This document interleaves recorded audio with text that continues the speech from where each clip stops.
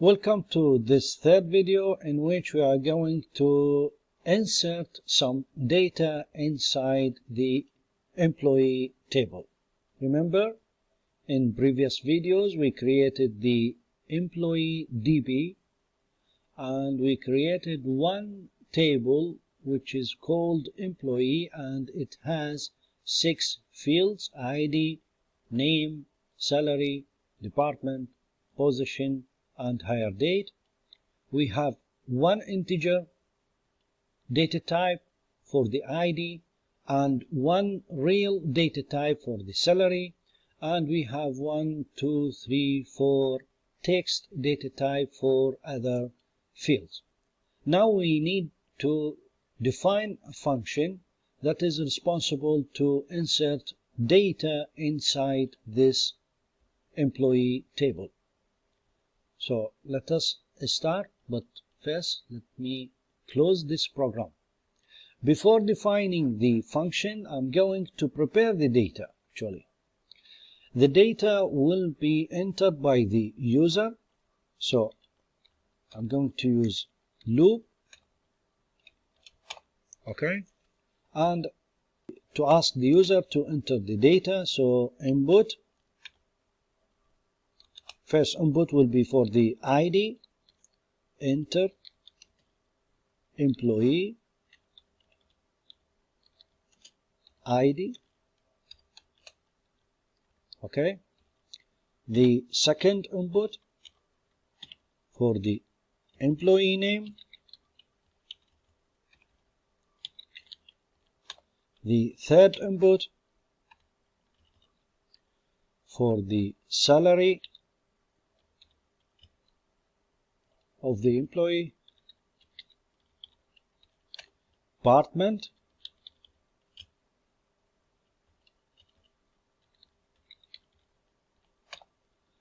the fifth input is the position,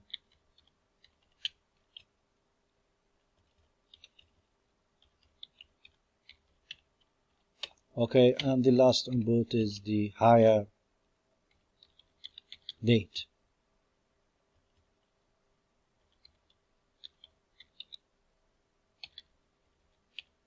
Okay, now I need to combine this data into one variable. The variable will be named as values, and it will equal to the ID, comma, name, comma, salary, comma, department, comma, position, comma, hire date. Okay, this is just like, tuple. I combine all the variables, all the data entered by the user into one variable called values. The next is to call the function. The function, actually I did not define it till now, but I will give it a name of SQL insert, and it will take the connection and the values. Okay, to ask the user whether he has another input, another record, so I will ask him to respond with yes or no, another record, question mark, yes or no. If this equal to no, I need to break the loop. Okay, very good. Now let us define the function. So define the function. The function will take the con and the values as a parameter. The first thing I have to do, I have to create the cursor, and then I will execute the SQL statement that is responsible for inserting the data. The SQL statement will be insert into employees table that has ID, name, salary, department, position, hire date, fields, okay, and the values are, I'm going to use actually a placeholder. The character for the placeholder is question mark, so question mark for the ID, question mark for the name, question mark for the salary, question mark for the department, question mark for the position, question mark for the hire date. So I need to write 6 question marks, 1, 2, 3, 4, 5, 6. These are the placeholders for the values of these fields. Okay, now I need to tell the Python to take the values from the variable of values.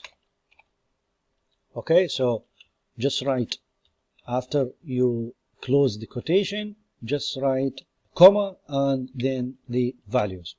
The last thing, you need to comment the changes or write the changes into the table.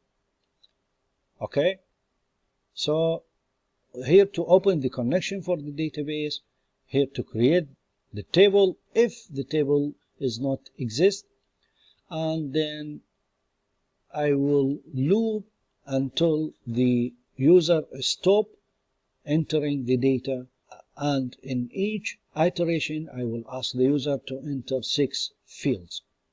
So let us run the program, save, run.